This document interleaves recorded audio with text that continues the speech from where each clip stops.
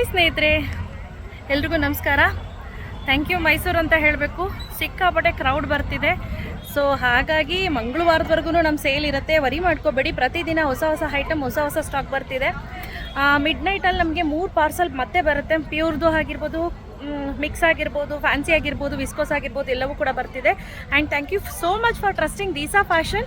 ನಮಗಿಷ್ಟು ಒಳ್ಳೆ ರೆಸ್ಪಾನ್ಸ್ ಸಿಗುತ್ತೆ ಅಂತ ನಾನು ಕನ್ಸಲ್ಲೂ ಅಂದ್ಕೊಂಡಿರಲಿಲ್ಲ. Thank you so much. ಹಾಗೆ ಕ್ರೌಡ್ ಹೇಗಿದೆ ಅಂತ ನೀವು ಒಂದ್ಸತಿ ನೋಡಿ, ನಿಜವಾಗ್ಲೂ ತುಂಬಾ ಖುಷಿ ಆಯಿತು. Thank you.